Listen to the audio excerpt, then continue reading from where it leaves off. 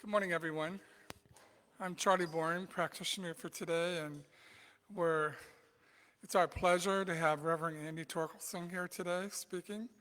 But before we get started, I want to introduce Dalton, who's going to have our opening song. Dalton?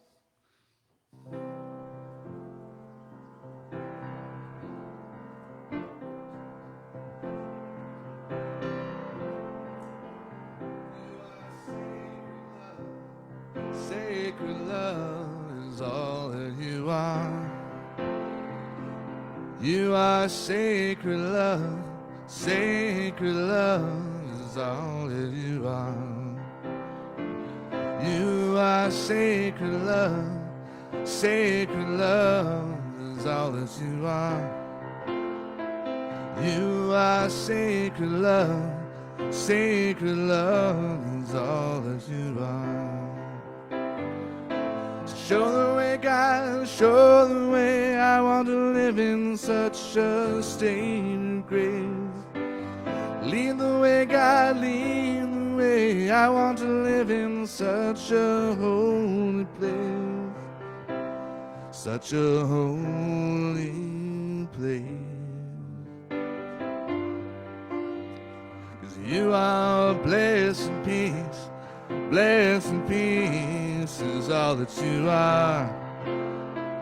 You are blessed in peace. Blessed in peace is all that you are. Oh, you are blessed in peace. Blessed in peace is all that you are. Oh, you are blessed in peace. Blessed in peace is all that you are. So show the way, God, show the way. I want to live in such a state of grace. Lead the way, God, lead the way. I want to live in such a state of grace. In such a holy place. Oh, you are blessed in peace. Blessed in peace is all that you are. Oh, you are blessed in peace. Blessed in peace is all that you are. You are blessed in peace. Blessed in peace is all that you are.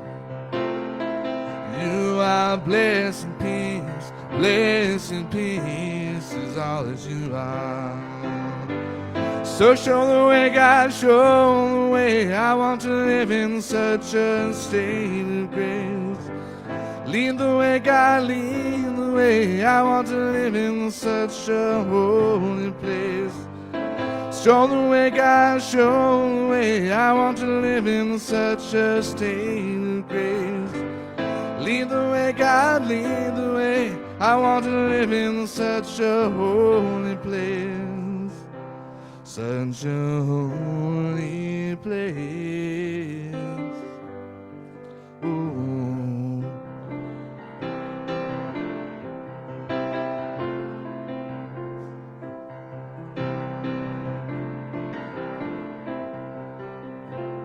Sacred love is all that you are.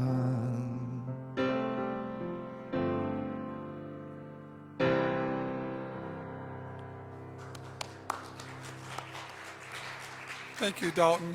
What a great way to start. So for our Facebook Live audience, if everybody in the sanctuary could stand up and wave to the camera, let them know we're here and that they can see us, and we can virtually see them in a way. Hello.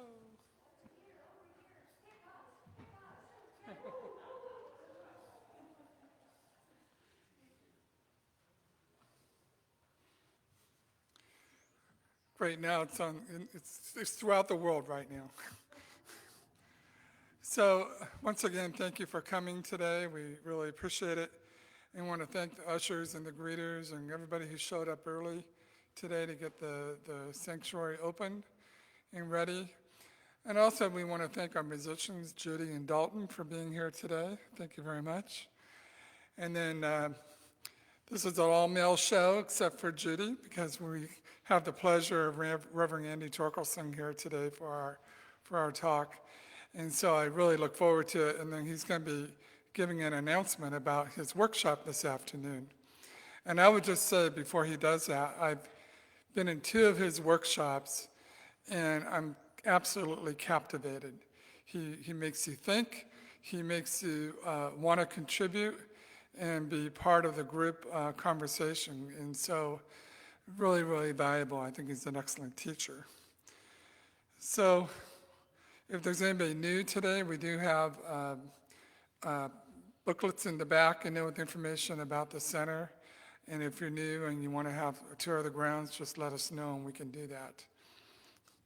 So with that in mind, I want to start with our invitations and announcements. So I'd like to invite Reverend Andy up to talk about his workshop.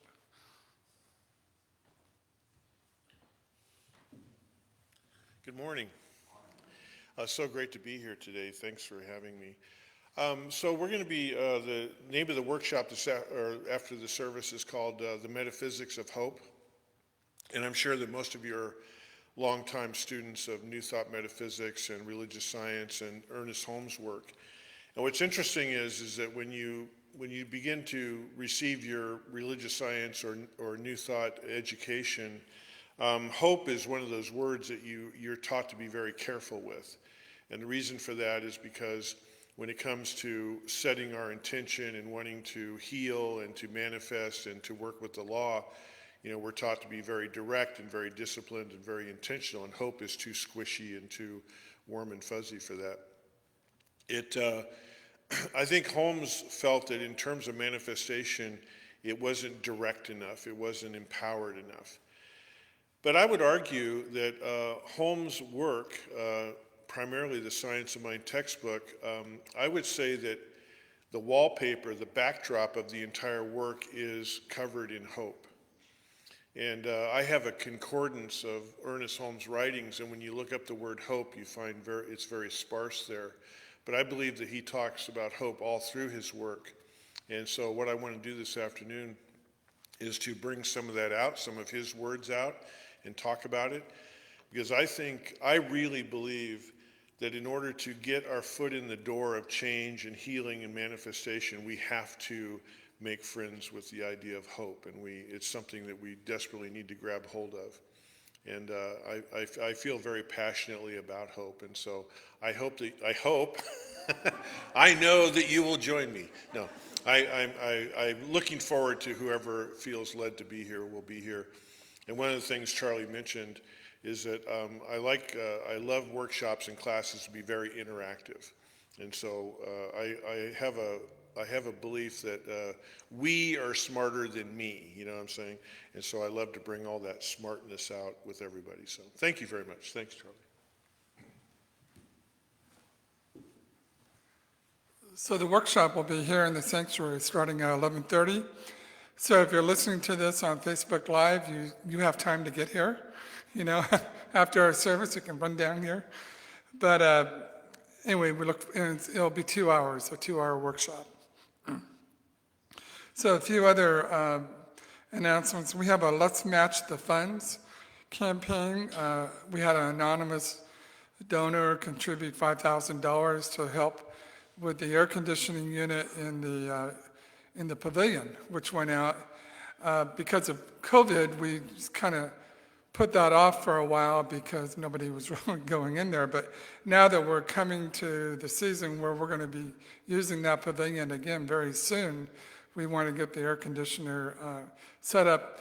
So Carol at the board desk has information about that. We have envelopes where you can contribute some donation, and you can pick up an egg which has an affirmation in there and a piece of chocolate, I believe. And so you can take that home with you. But, we had a very successful first round of contributions, on this campaign. But we have a ways to go. So we look forward to your contributions and help with the air conditioner in the pavilion. Also, we talked about the workshop. Reverend Sue has a class coming up starting this Wednesday called The Sutras of Truth. And it's going to be by Zoom only, 7 to 8:30 p.m. pre-registration is required, but I'm sure that if somebody showed up in the last minute, that'd be fine. But in this class, we're going to connect the dots between science and spirituality in relationship to consciousness and the brain. And if you want to chew on that and then ask Sue some questions afterwards, feel free to do so. But during this pandemic, I've been taking her classes, and I just find them really fascinating. So I look forward to this one in particular. And then we have the book club with Unity Church, in part of our partnership with them, that's starting to really blossom in terms of our sharing of our communities. We do have a book club from 1 to 3 p.m. It started March 17th, but there's 2 spots open for the book club, and they're going to connect the dots between science and spirituality in relationship to consciousness and the brain. That sounds like Sue's class. I think this is a mistype. But anyway, there's a book that's assigned, and you can check with Carol in the back and get that information. From Whence We Came, which is a 10-week class with Reverend Sue, starting March 25th, 6:30 to 8:30 p.m. by Zoom. And in this course, you're going to be introduced to the perspective of the many teachers and philosophies that support the teachings of science and mind. So another deep, thought-provoking class.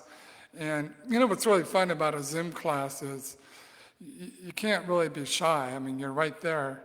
But somehow you're invited into the conversation, and it feels easy to share and be part of that. And if you get tired, you just turn your camera off, you know. But it really works out well, and it's been very successful, these classes. So thank you, Sue. So with that, we're going to go into our reading, and we have Craig Boyer coming up to do the reading today, followed by the invitation of the bell, and then I'll do a spiritual mind treatment or a form of affirmative prayer, and then we'll launch into our talk. Craig?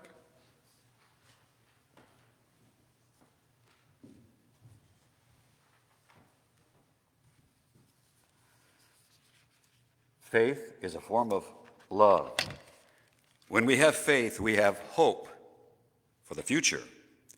Faith, hope, and love always go together in spiritual teachings. They enhance and support one another. Faith, almost by definition, implies love of the divine, or an invisible realm at least. There is no change and transformation possible without some faith. It is this kind of belief in an ultimate order that allows us to take risks. Belief allows us to live with hope. Martin Luther King Jr. once said, "We must accept finite disappointments, but we must never lose sight of infinite hope."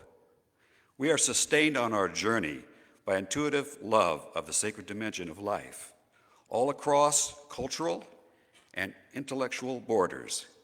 And these are the words of Lama Sura Das.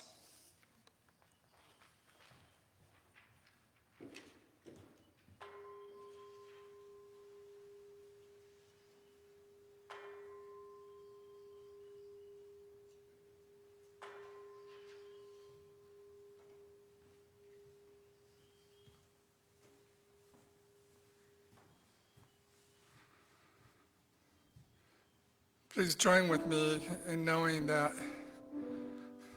as I reflect on the sound of the bell as it penetrated down deep into my soul, into the depths of who I am, I recognize that there is just one. There's one love, one God, one Spirit, everywhere present. And I know for a fact, and I absolutely know and claim that Spirit and that love flows through me as me, individualized in my own unique way, but with all the attributes and the possibilities and the knowing of love. And so from this place of love, I allow myself to be fully present here in this community, this sacred community, a community of love, supported by each one here, supported by those who are observing and watching, supported by the greater community that we live in.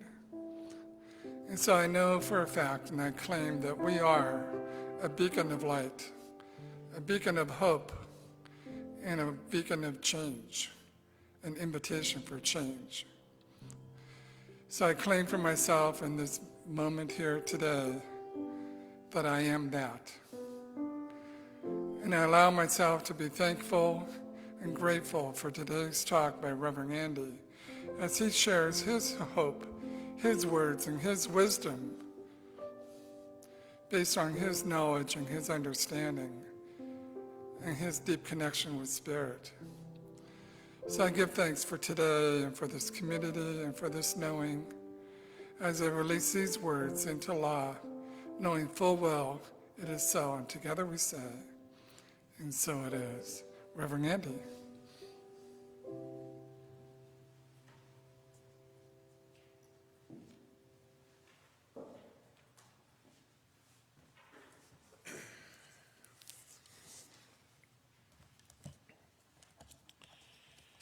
What a beautiful prayer. Thank you so much. I found it very touching to me. I had a conversation with a friend this week. And he was telling me, he said, my mom made sure I was raised in a church, and I went every Sunday. And he said, I grew up in that. And I took it in, and I believed what I was being taught. And I believed in God.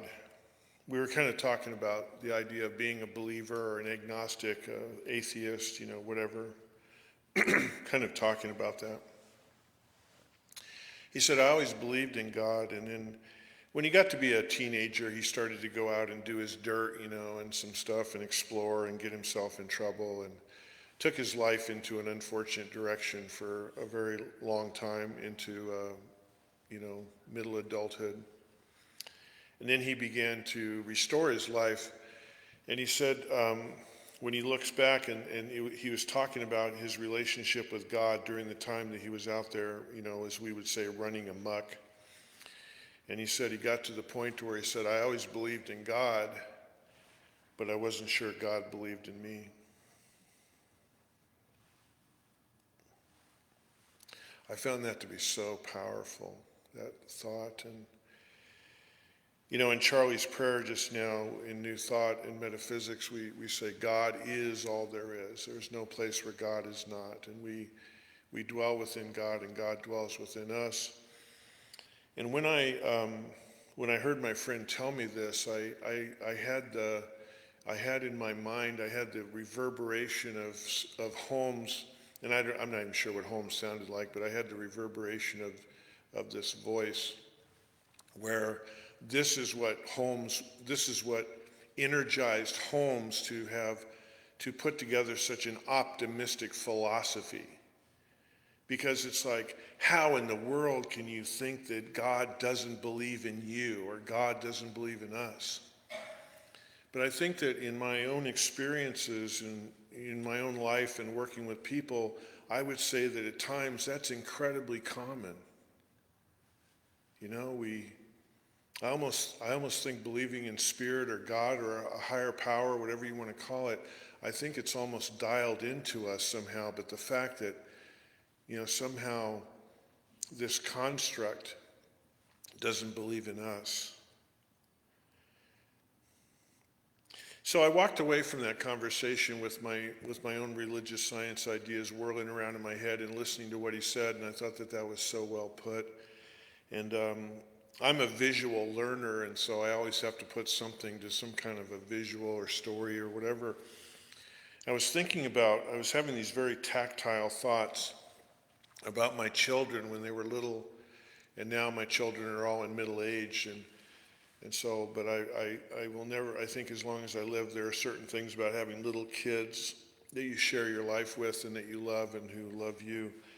There's certain things I will always remember in a tactile way. And I was thinking about, The title today is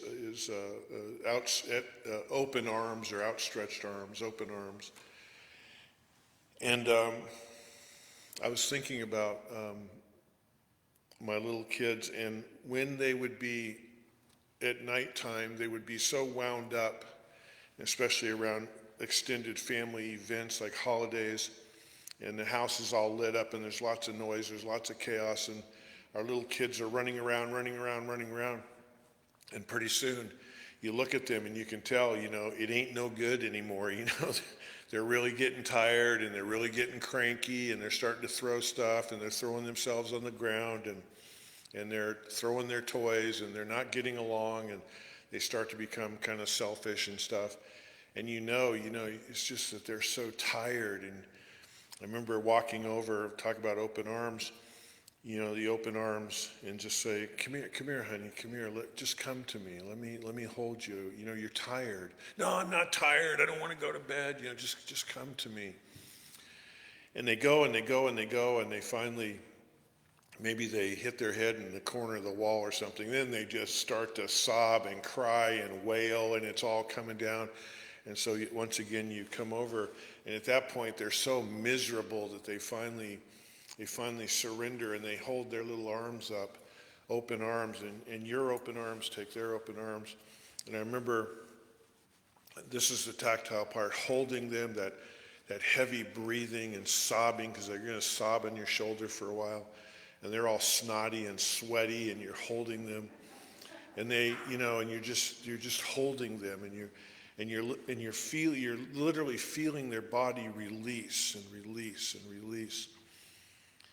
And so you kind of worry about, am I going to get this kid to bed? But before long, you realize that they're just done. They're just done. This idea of where is God? What is God? Is God here? Does God care about me? Ernest Holmes says, and I believe that there was in the reading, there were mentions of the word faith in conjunction with hope. And this is where I think faith comes in. I think faith is the ultimate opening of the arms. Ernest Holmes says, Spirit stands at our door and knocks. We must open that door if we are to receive. I think sometimes our greatest teachers are, come from those individuals who inhabit the animal world. And like all of you, I know you all have memories of this when we had oil spills and stuff, Exxon and all that stuff, and all the workers would come in and they would grab up the seabirds and stuff, and they would go save them and pull them out. And I think that we all saw on TV and stuff, and who knows, maybe some of you are actually involved in some of these rescue efforts at different times, and they would take the dish detergent and they would wash them, And I remember seeing on TV that these birds whose lives are completely separate from ours in terms of any kind of a relationship, an actual intimate relationship, and suddenly this being has them and is scrubbing them, and these birds were just kind of like surrendering into it. I remember there's one that stands out in my mind from years ago on the news, and it was a larger seabird, like a pelican or something, and he's just there and they're rubbing his face and everything, and he's just kind of like going with it, and it was amazing to me, that idea of, all right, I'm open. I allow myself to go. Whatever comes my way in the form of healing, the recognition of healing somehow.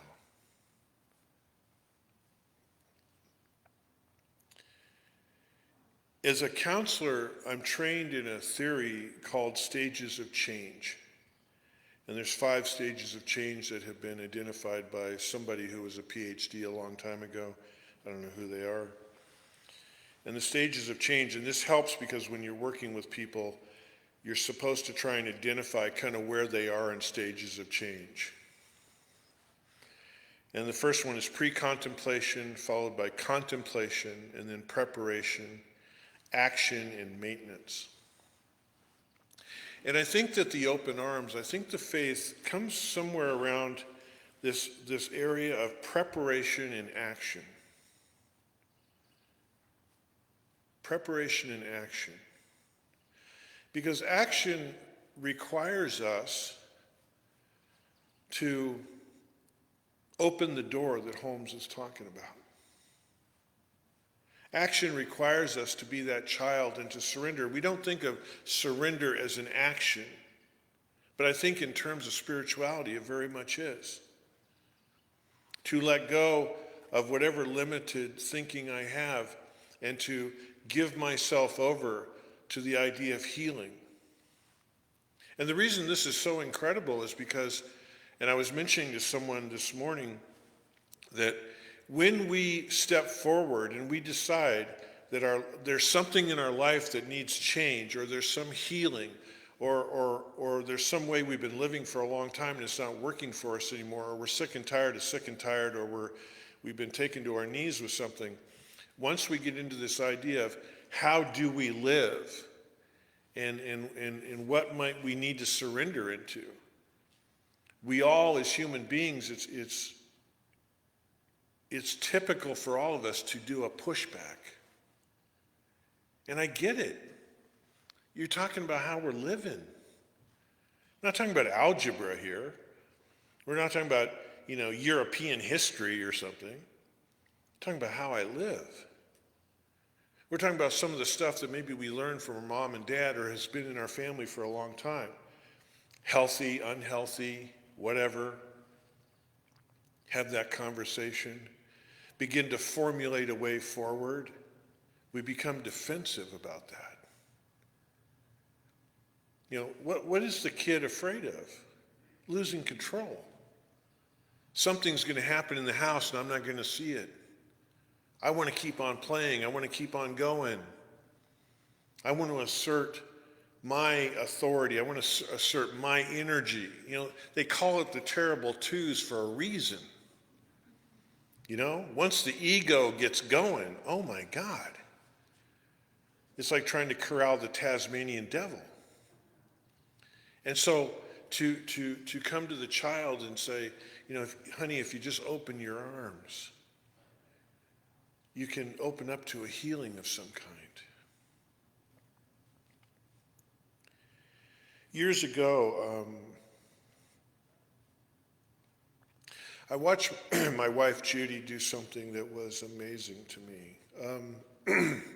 Her mother, and Judy and her mom were just incredibly close. They just really loved each other. And Judy's mom had 4 daughters, and Judy's a middle kid. And I think that Judy was the one she always felt comfortable with. They could be completely honest with each other and open. And her mom felt that Judy was someone who truly loved her no matter what. And I know, our kids are supposed to love us and we love our kids, but at times we can get family rifts going that can feel kind of intense. And so no matter what was going on in the family or what was going on with Judy's mom, Judy's mom knew she could come to Judy, and they could sit at her mom's kitchen table and they could talk and hash it out and have coffee. And I came from a family where the communication was awkward and sometimes non-existent, and and when someone in my family said, do you want to talk? I just wanted to go run and jump somewhere and hide, because nobody did it well, and it wasn't going to go that well. And to watch these 2 women who were just so easy with each other. Well, Judy's mom manifested cancer in her life, and pretty quickly it got into the stages to where, she was thinking about what it was going to be to move on beyond this world. And Judy loved her so dearly, and so Judy's mom shared with her, that she was having a lot of fear about what would happen when she left this world, when she made her transition.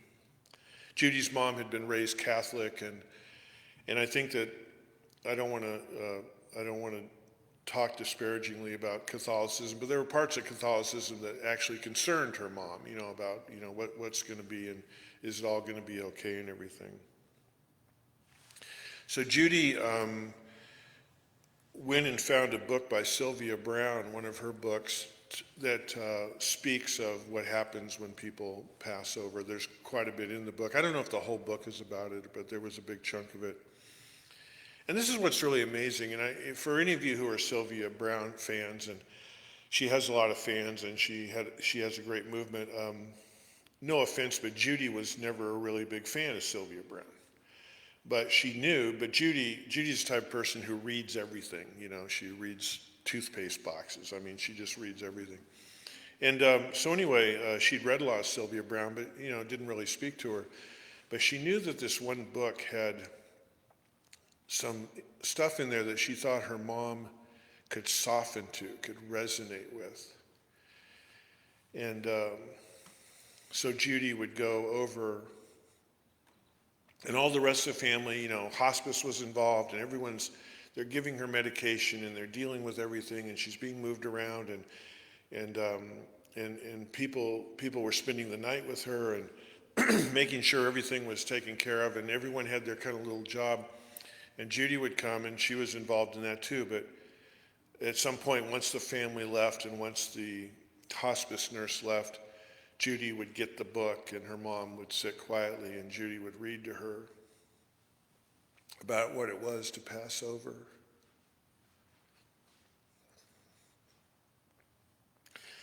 And Judy told me one day, she said, her mom said to her, I think I will like that. Again, a softening. God, if we take a moment to personify God, and I know that our teaching is God is whoever you want God to be or whatever you want it to be, and we see God as energetic and a power for good and for love and a wisdom and an intelligence, that's my belief. But if we use our imagination for a moment to personify God, and we imagine, as Holmes said, He's knocking at your door. It is knocking at your door. We must open it. So I want you to imagine for a moment this creative power called God is going to show up for somebody in some way, shape, or form to cross over the line between being physically in the world and moving on to the next dimension. Knocking at the door. Judy's mom's name was Jeanette. Jeanette, I'm here. I'm here.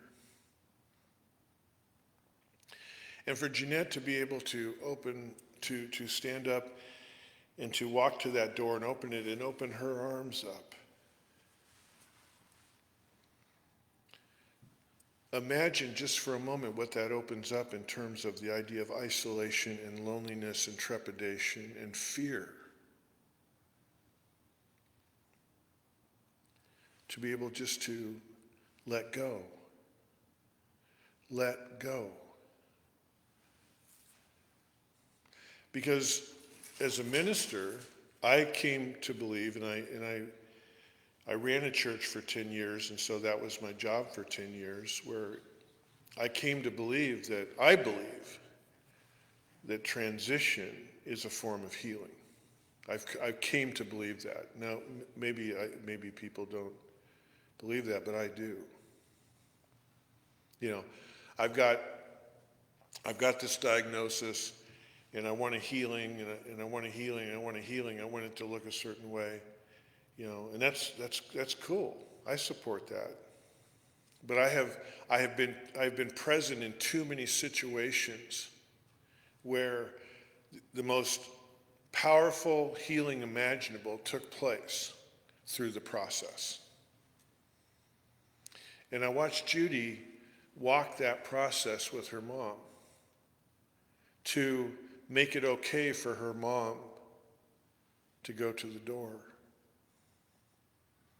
and know that she would be greeted by this loving power we call God, that we call Spirit. To be able to open up to that. I was talking to a gentleman a while back in terms of professionally where I work, and he's a guy who spent years in prison. And he, in all of his time of being in and out of prison and working with parole, he was never, I was his counselor, and so I got to know him very well. And he was never offered a program. He was always lock him up, lock him up, lock him up. Every time he violated, every time and believe me, he did stuff, but, there was never any programming for him. He was just, they really kind of stamped him kind of an inmate, and that was it. And so I asked him, and parole finally sent him to us. And I asked him, and we were talking, and he was just so grateful to be there. And the bottom line is, he'd done a lot of horrible things in his life, but he was a hardcore drug addict, and that was behind a lot of it.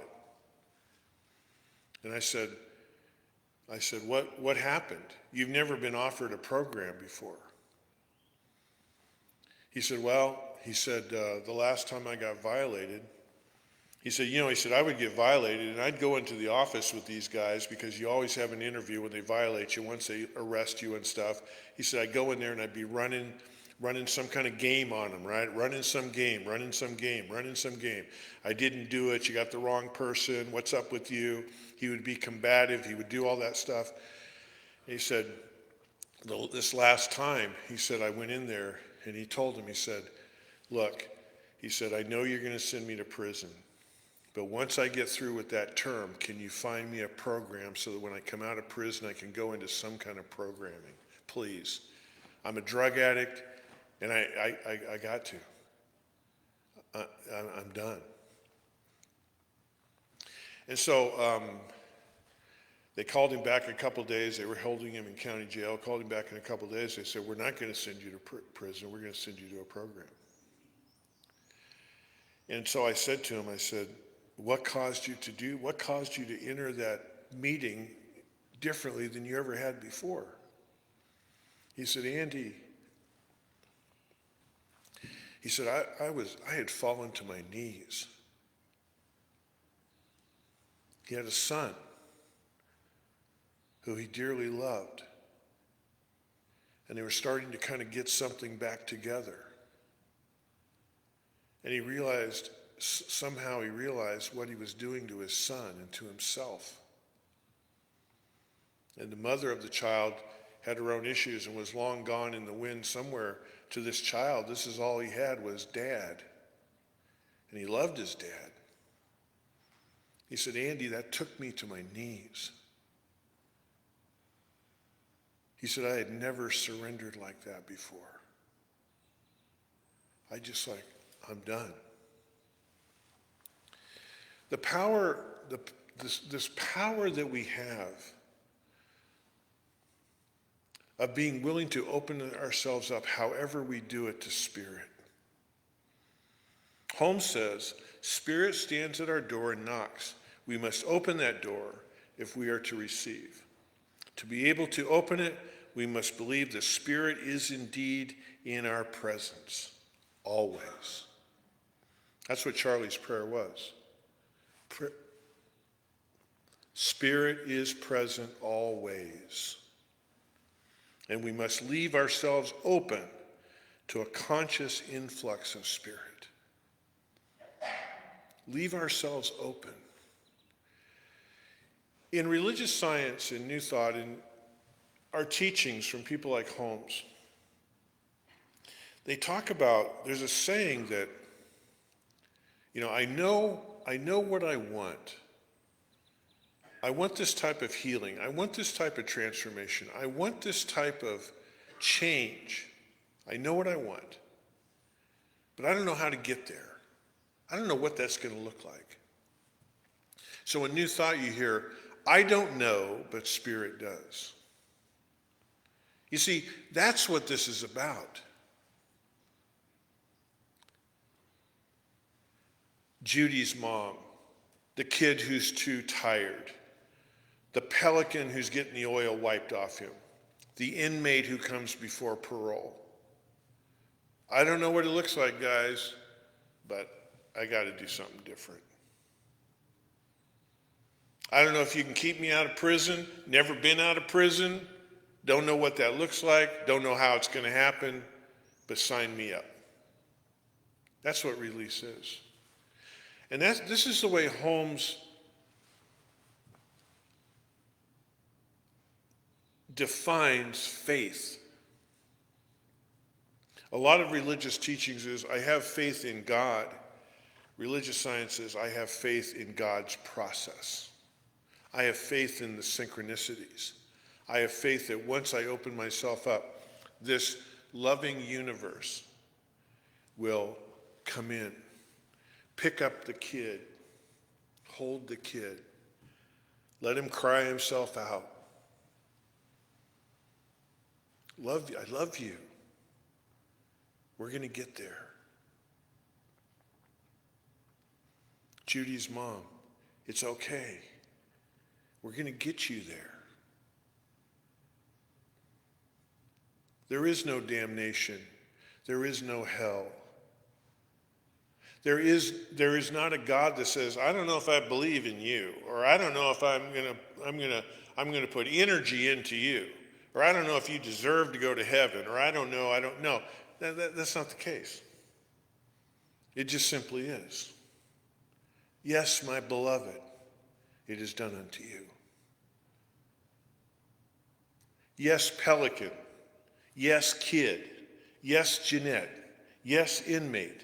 It is done unto you. That just is simply what it is. The only thing holding us back from a conscious contact with God is us. It's not God.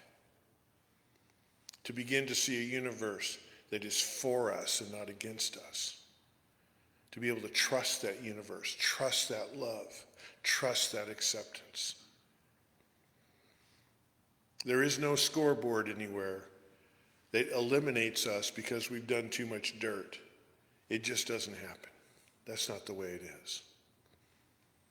That's the cornerstone of this teaching. God is there. Even if you never come into this center, even if you're not into it, doesn't matter. God is there. God's for everybody. Just is. What this teaching has to offer is how we can work with it consciously, which is what Judy taught her mom. Well, I want to thank you for being here today, and I'm going to take us out in an affirmative prayer. So if you'd join me in prayerful consciousness, I would appreciate it.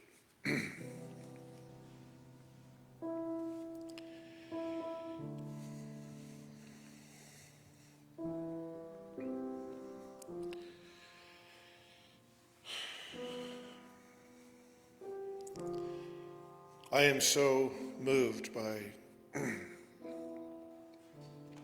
the words that God is all there is. The love of God, the power of God, the presence of God, the wisdom of God is truly all there is. And today I speak my word for all of us when I say, I simply open up to that spirit. I open up to that knowingness, that healing, that wisdom, that guidance, that direction. And I allow myself to put my bratty self down and just open up and to be held by that presence. That presence does not care what I've done. It doesn't care how much of a fit I'm throwing. It is there for me. It is there for us. God is, and we are. And I am so grateful for that this morning. And my deepest desire in prayer is that we are able to live our lives knowing that from the depths of our hearts. And so in my gratitude for knowing that God is, God is, God is, God is all there is. In my gratitude for that, I let my word go, knowing that it's so. And so it is.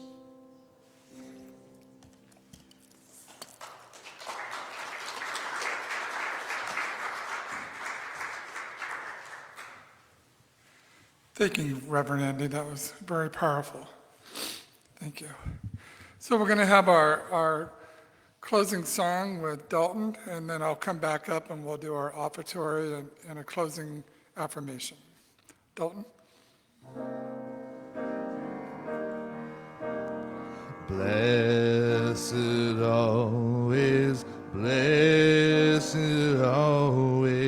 for the arms of God surround us. Let our joy be so triumphant that we rest in God and say Amen. Blessed always, for the arms of God surround us. Let our joy be so triumphant that we rest in God and say Amen. Blessed always, for the arms of God surround us. Let our joy be so triumphant that we rest in God and say Amen. Let our joy be so triumphant that we rest in God and say Amen.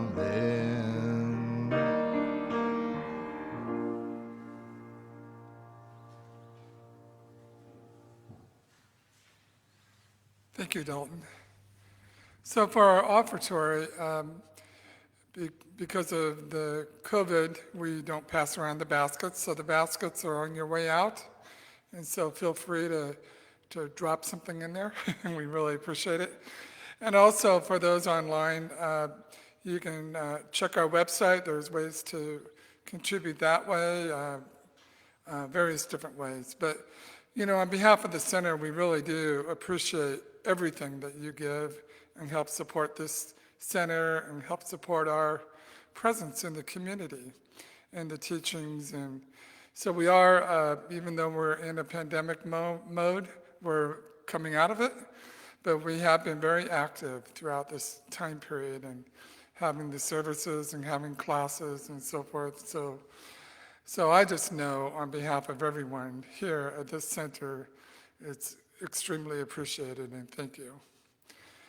We also, so we're going to close with an affirmation that we've done periodically. So if you can repeat after me. Where is it? Oh, there it is. There's only one life.